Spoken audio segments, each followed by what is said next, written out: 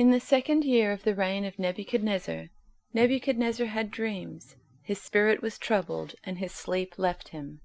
Then the king commanded that the magicians, the enchanters, the sorcerers, and the Chaldeans be summoned to tell the king his dreams. So they came in and stood before the king. And the king said to them, I had a dream, and my spirit is troubled to know the dream. Then the Chaldeans said to the king in Aramaic, O king, live forever. Tell your servants the dream, and we will show the interpretation. The king answered and said to the Chaldeans, The word from me is firm. If you do not make known to me the dream and its interpretation, you shall be torn limb from limb, and your houses shall be laid in ruins. But if you show the dream and its interpretation, you shall receive from me gifts and rewards and great honor. Therefore show me the dream and its interpretation. They answered a second time and said, Let the king tell his servants the dream, and we will show its interpretation. The king answered and said, I know with certainty that you are trying to gain time, because you see that the word from me is firm. If you do not make the dream known to me, there is but one sentence for you. You have agreed to speak lying and corrupt words before me till the times change. Therefore tell me the dream, and I shall know that you can show me its interpretation. The Chaldeans answered the king and said, There is not a man on earth who can meet the king's demand, for no great and powerful king has asked such a thing of any magician or enchanter or Chaldean. The thing that the king asks is difficult, and no one can show it to the king except the gods, whose dwelling is not with flesh. Because of this the king was angry and very furious, and commanded that all the wise men of Babylon be destroyed. So the decree went out, and the wise men were about to be killed, and they sought Daniel and his companions to kill them. Then Daniel replied with prudence and discretion to Arioch, the captain of the king's guard, who had gone out to kill the wise men of Babylon. He declared to Arioch, the king's captain, Why is the decree of the king so urgent? Then Arioch made the matter known to Daniel, and Daniel went in and requested the king to appoint him a time, that he might show the interpretation to the king. Then Daniel went to his house, and made the matter known to Hananiah, Mishael, and Azariah his companions, and told them to seek mercy from the God of heaven concerning this mystery, so that Daniel and his companions might not be destroyed with the rest of the wise men of Babylon. Then the mystery was revealed to Daniel in a vision of the night. Then Daniel blessed the God of heaven. Daniel answered and said, Blessed be the name of God for ever and ever, to whom belong wisdom and might. He changes times and seasons. He removes kings and sets up kings. He gives wisdom to the wise and knowledge to those who have understanding. He reveals deep and hidden things. He knows what is in the darkness, and the light dwells with him. To you, O God of my fathers, I give thanks and praise, for you have given me wisdom and might, and have now made known to me what we asked of you, for you have made known to us the king's matter. Therefore Daniel went in to Arioch, whom the king had appointed to destroy the wise men of Babylon. He went and said thus to him, Do not destroy the wise men of Babylon. Bring me in before the king, and I will show the king the interpretation. Then Arioch brought in Daniel before the king in haste, and said thus to him, I have found among the exiles from Judah a man who will make known to the king the interpretation. The king declared to Daniel, whose name was Belteshazzar, Are you able to make known to me the dream that I have seen and its interpretation? Daniel answered the king and said, No wise men, enchanters, magicians, or astrologers can show to the king the mystery that the king has asked, but there is a God in heaven who reveals mysteries, and he has made known to King Nebuchadnezzar what will be in the latter days. Your dream and the visions of your head as you lay in bed are these. To you, O king, as you lay in bed, came thoughts of what would be after this, and he who reveals mysteries made known to you what is to be. But as for me, this mystery has been revealed to me, not because of any wisdom that I have more than all the living, but in order that the interpretation may be made known to the king, and that you may know the thoughts of your mind. You saw, O king, and behold, a great image. This image, mighty and of exceeding brightness, stood before you, and its appearance was frightening. The head of this image was of fine gold, its chest and arms of silver, its middle and thighs of bronze, its legs of iron, its feet partly of iron and partly of clay. As you looked, a stone was cut out by no human hand, and it struck the image on its feet of iron and clay, and broke them in pieces. Then the iron, the clay, the bronze, the silver, and the gold, all together were broken in pieces, and became like the chaff of the summer threshing floors, and the wind carried them away, so that not a trace of them could be found. But the stone that struck the image became a great mountain, and filled the whole earth. This was the dream. Now we will tell the king its interpretation. You, O king, the King of kings, to whom the God of heaven has given the kingdom, the power, and the might, and the glory, and into whose hand he has given, wherever they dwell, the children of man, the beasts of the field, and the birds of the heavens, making you rule over them all, you are the head of gold. Another kingdom inferior to you shall arise after you, and yet a third kingdom of bronze, which shall rule over all the earth. And there shall be a fourth kingdom, strong as iron, because iron breaks to pieces and shatters all things. And like iron that crushes, it shall break and crush all these. And as you saw the feet and toes, partly of potter's clay and partly of iron, it shall be a divided kingdom, but some of the firmness of iron shall be in it, just as you saw iron mixed with the soft clay. And as the toes of the feet were partly iron and partly clay, so the kingdom shall be partly strong and partly brittle. As you saw the iron mixed with soft clay, so they will mix with one another in marriage, but they will not hold together, just as iron does not mix with clay. And in the days of those kings the God of heaven will set up a kingdom that shall never be destroyed, nor shall the kingdom be left to another people. It shall break in pieces all these kingdoms and bring them to an end, and it shall stand forever, just as you saw that a stone was cut from a mountain by no human hand, and that it broke in pieces the iron, the bronze, the clay, the silver, and the gold. A great God has made known to the king what shall be after this.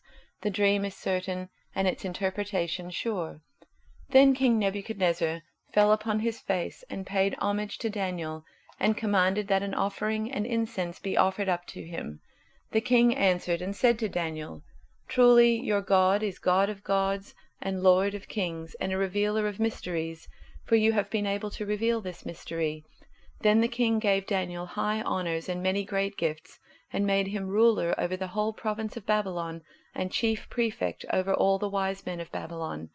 Daniel made a request of the king, and he appointed Shadrach, Meshach, and Abednego over the affairs of the province of Babylon. But Daniel remained at the king's court.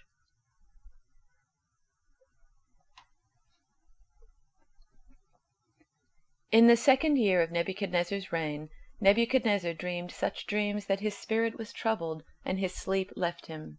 So the king commanded that the magicians, the enchanters, the sorcerers, and the Chaldeans be summoned to tell the king his dreams.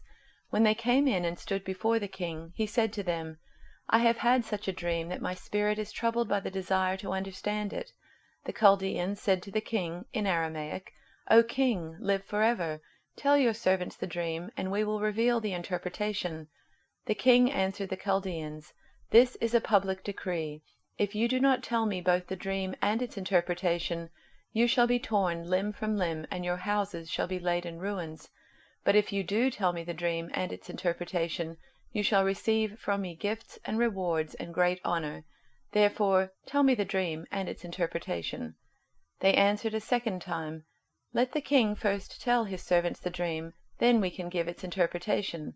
The king answered, I know with certainty that you are trying to gain time, because you see I have firmly decreed. If you do not tell me the dream, there is but one verdict for you. You have agreed to speak lying and misleading words to me until things take a turn. Therefore tell me the dream, and I shall know that you can give me its interpretation.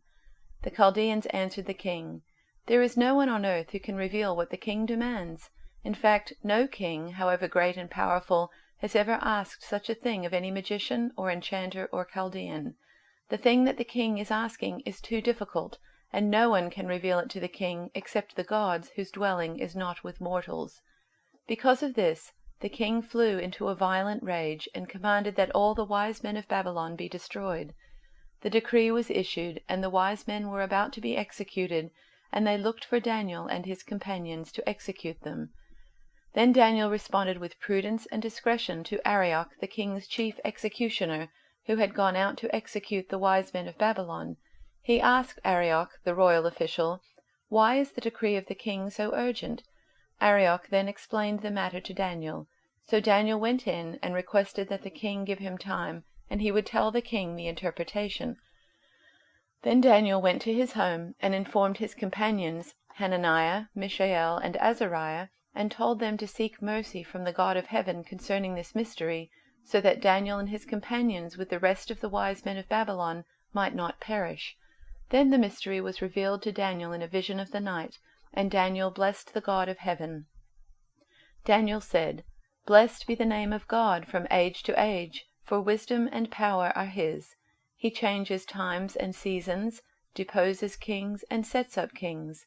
He gives wisdom to the wise, and knowledge to those who have understanding. He reveals deep and hidden things. He knows what is in the darkness, and light dwells with him. To you, O God of my ancestors, I give thanks and praise, for you have given me wisdom and power, and have now revealed to me what we asked of you, for you have revealed to us what the king ordered." Therefore Daniel went to Arioch, whom the king had appointed to destroy the wise men of Babylon, and said to him, "Do not destroy the wise men of Babylon. Bring me in before the king, and I will give the king the interpretation." Then Arioch quickly brought Daniel before the king, and said to him, "I have found among the exiles from Judah a man who can tell the king the interpretation." The king said to Daniel, whose name was Belteshazzar, "Are you able to tell me the dream that I have seen, and its interpretation?" Daniel answered the king, "No wise men, enchanters, magicians, or diviners can show to the king the mystery that the king is asking, but there is a God in heaven who reveals mysteries, and he has disclosed to King Nebuchadnezzar what will happen at the end of days. Your dream and the visions of your head as you lay in bed were these. To you, O king, as you lay in bed, came thoughts of what would be hereafter, and the revealer of mysteries disclosed to you what is to be. But as for me, this mystery has not been revealed to me because of any wisdom that I have more than any other living being, but in order that the interpretation may be known to the king, and that you may understand the thoughts of your mind. You were looking, O king, and lo, there was a great statue. This statue was huge, its brilliance extraordinary. It was standing before you, and its appearance was frightening. The head of that statue was of fine gold, its chest and arms of silver, its middle and thighs of bronze, its legs of iron, its feet partly of iron and partly of clay. As you looked on, a stone was cut out, not by human hands, and it struck the statue on its feet of iron and clay, and broke them in pieces. Then the iron, the clay, the bronze, the silver, and the gold were all broken in pieces, and became like the chaff of the summer threshing floors, and the wind carried them away, so that not a trace of them could be found. But the stone that struck the statue became a great mountain, and filled the whole earth. This was the dream. Now we will tell the king its interpretation. You, O king, the King of kings, to whom the God of heaven has given the kingdom, the power, the might, and the glory, into whose hand he has given human beings wherever they live, the wild animals of the field, and the birds of the air, and whom he has established as ruler over them all, you are the head of gold. After you shall arise another kingdom inferior to yours, and yet a third kingdom of bronze, which shall rule over the whole earth. And there shall be a fourth kingdom, strong as iron. Just as iron crushes and smashes everything, it shall crush and shatter all these. As you saw the feet and toes partly of potter's clay and partly of iron, it shall be a divided kingdom, but some of the strength of iron shall be in it, as you saw the iron mixed with the clay. As the toes of the feet were part iron and part clay, so the kingdom shall be partly strong and partly brittle. As you saw the iron mixed with clay, so will they mix with one another in marriage, but they will not hold together, just as iron does not mix with clay. And in the days of those kings the God of heaven will set up a kingdom that shall never be destroyed, nor shall this kingdom be left to another people. It shall crush all these kingdoms and bring them to an end, and it shall stand forever. Just as you saw that a stone was cut from the mountain not by hands, and that it crushed the iron, the bronze, the clay, the silver, and the gold. The great God has informed the king what shall be hereafter. The dream is certain, and its interpretation trustworthy. Then King Nebuchadnezzar fell on his face, worshipped Daniel, and commanded that a grain offering and incense be offered to him. The king said to Daniel, "Truly, your God is God of gods and Lord of kings and a revealer of mysteries, for you have been able to reveal this mystery." Then the king promoted Daniel, gave him many great gifts, and made him ruler over the whole province of Babylon, and chief prefect over all the wise men of Babylon. Daniel made a request of the king, and he appointed Shadrach, Meshach, and Abednego over the affairs of the province of Babylon. But Daniel remained at the king's court.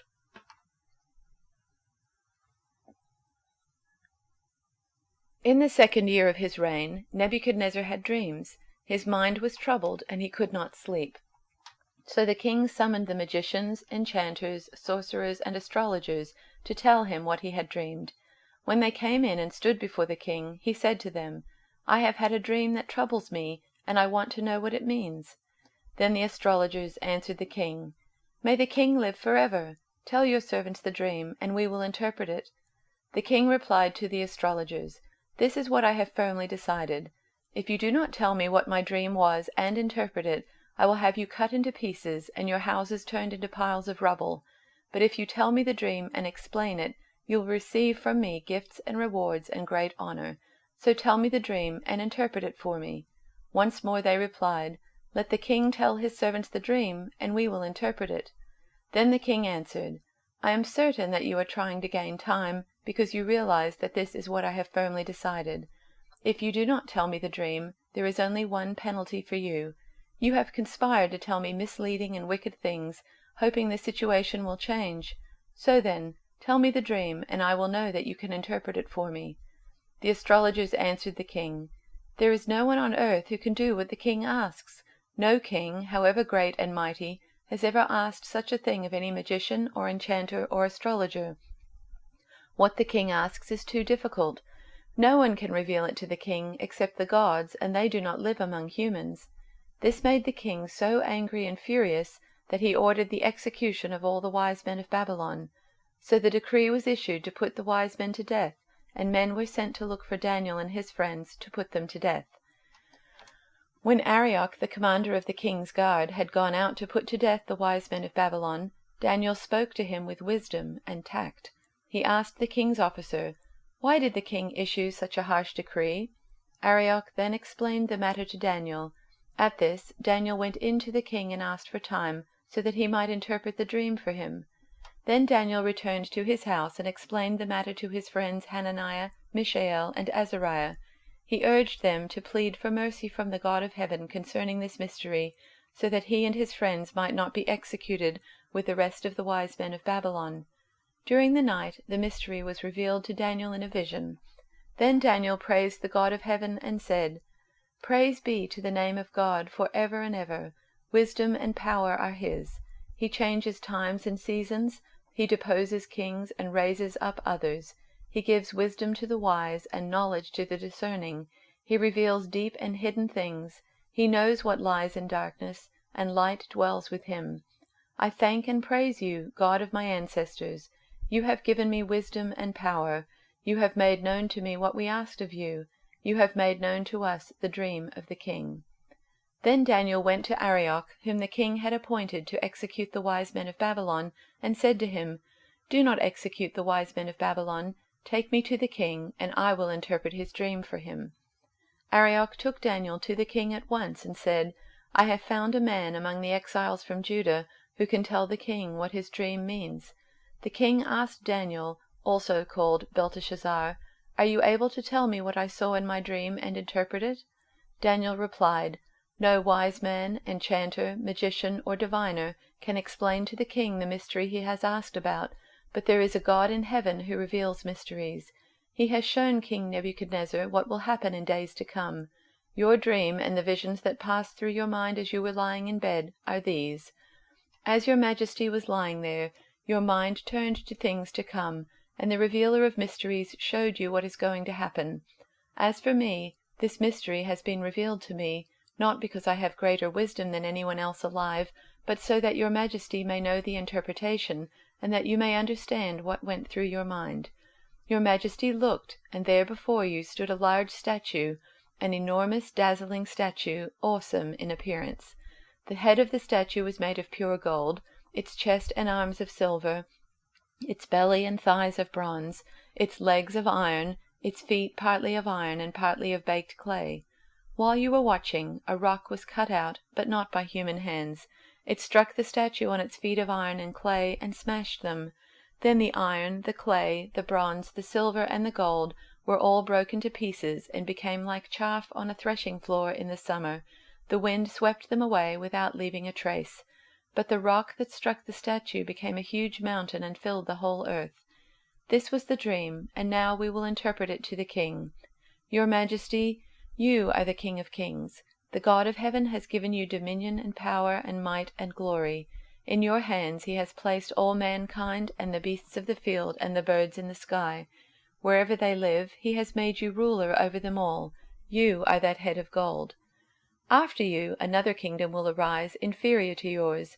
Next, a third kingdom, one of bronze, will rule over the whole earth. Finally, there will be a fourth kingdom, strong as iron, for iron breaks and smashes everything, and as iron breaks things to pieces, so it will crush and break all the others. Just as you saw that the feet and toes were partly of baked clay and partly of iron, so this will be a divided kingdom, yet it will have some of the strength of iron in it, even as you saw iron mixed with clay. As the toes were partly iron and partly clay, so this kingdom will be partly strong and partly brittle. And just as you saw the iron mixed with baked clay, so the people will be a mixture and will not remain united, any more than iron mixes with clay.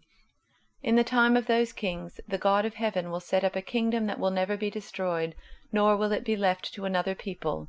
It will crush all those kingdoms and bring them to an end, but it will itself endure forever. This is the meaning of the vision of the rock cut out of a mountain, but not by human hands, a rock that broke the iron, the bronze, the clay, the silver, and the gold to pieces. The great God has shown the king what will take place in the future. The dream is true, and its interpretation is trustworthy. Then King Nebuchadnezzar fell prostrate before Daniel, and paid him honor, and ordered that an offering and incense be presented to him. The king said to Daniel, "Surely your God is the God of gods, and the Lord of kings, and a revealer of mysteries, for you were able to reveal this mystery." Then the king placed Daniel in a high position, and lavished many gifts on him. He made him ruler over the entire province of Babylon, and placed him in charge of all its wise men. Moreover, at Daniel's request, the king appointed Shadrach, Meshach, and Abednego administrators over the province of Babylon, while Daniel himself remained at the royal court.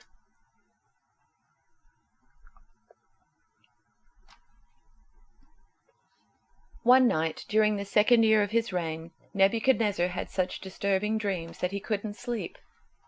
He called in his magicians, enchanters, sorcerers, and astrologers, and he demanded that they tell him what he had dreamed. As they stood before the king, he said, "I have had a dream that deeply troubles me, and I must know what it means." Then the astrologers answered the king in Aramaic, "Long live the king! Tell us the dream, and we will tell you what it means." But the king said to the astrologers, "I am serious about this. If you don't tell me what my dream was and what it means, you will be torn limb from limb, and your houses will be turned into heaps of rubble. But if you tell me what I dreamed and what the dream means, I will give you many wonderful gifts and honors. Just tell me the dream and what it means." They said again, "Please, your majesty, tell us the dream, and we will tell you what it means." The king replied, "I know what you are doing. You're stalling for time because you know I am serious when I say, if you don't tell me the dream, you are doomed. So you have conspired to tell me lies, hoping I will change my mind. But tell me the dream, and then I'll know that you can tell me what it means." The astrologers replied to the king, "No one on earth can tell the king his dream, and no king, however great and powerful, has ever asked such a thing of any magician, enchanter, or astrologer. The king's demand is impossible. No one except the gods can tell you your dream, and they do not live here among people." The king was furious when he heard this, and he ordered that all the wise men of Babylon be executed. And because of the king's decree, men were sent to find and kill Daniel and his friends. When Arioch, the commander of the king's guard, came to kill them, Daniel handled the situation with wisdom and discretion. He asked Arioch, "Why has the king issued such a harsh decree?" So Arioch told him all that had happened. Daniel went at once to see the king and requested more time to tell the king what the dream meant. Then Daniel went home and told his friends Hananiah, Mishael, and Azariah what had happened.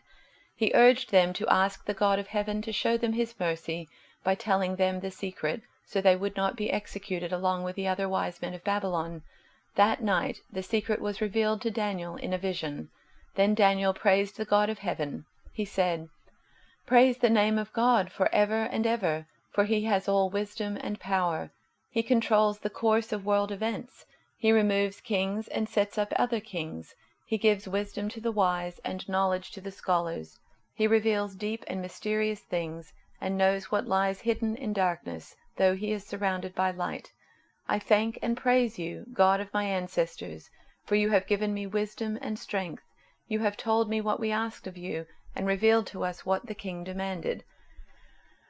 Then Daniel went in to see Arioch, whom the king had ordered to execute the wise men of Babylon. Daniel said to him, "Don't kill the wise men. Take me to the king, and I will tell him the meaning of his dream." Arioch quickly took Daniel to the king and said, "I have found one of the captives from Judah who will tell the king the meaning of his dream." The king said to Daniel, also known as Belteshazzar, "Is this true? Can you tell me what my dream was and what it means?"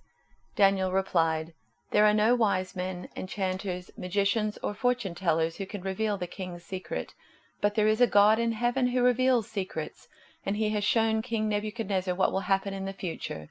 Now I will tell you your dream and the visions you saw as you lay on your bed. While your majesty was sleeping, you dreamed about coming events. He who reveals secrets has shown you what is going to happen, and it is not because I am wiser than anyone else that I know the secret of your dream, but because God wants you to understand what was in your heart.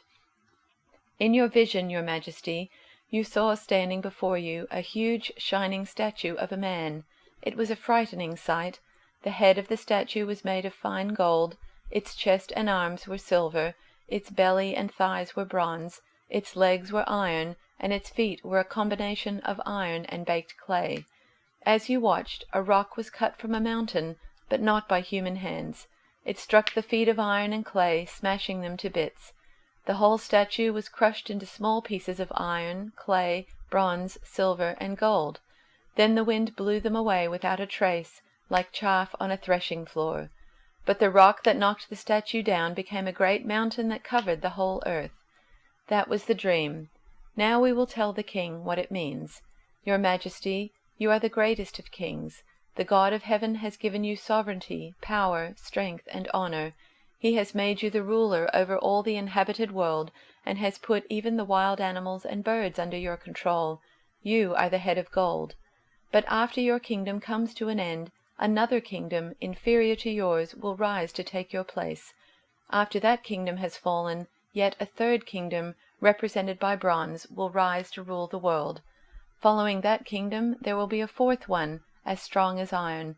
That kingdom will smash and crush all previous empires, just as iron smashes and crushes everything it strikes.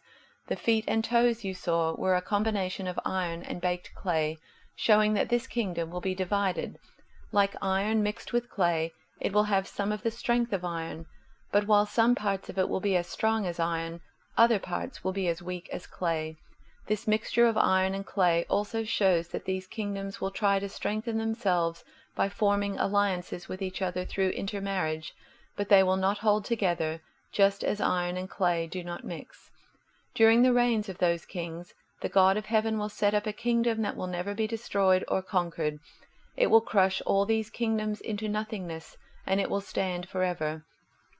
That is the meaning of the rock cut from the mountain, though not by human hands, that crushed to pieces the statue of iron, bronze, clay, silver, and gold. The great God was showing the king what will happen in the future. The dream is true, and its meaning is certain.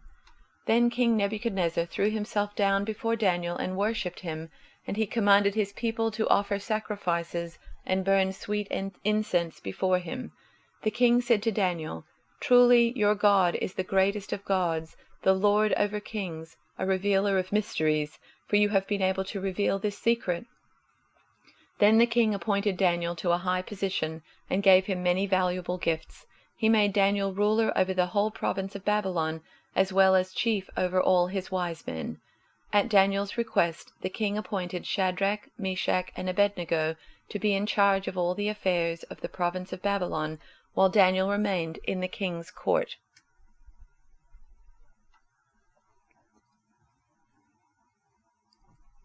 In the 2nd year of his reign, King Nebuchadnezzar started having dreams that disturbed him deeply.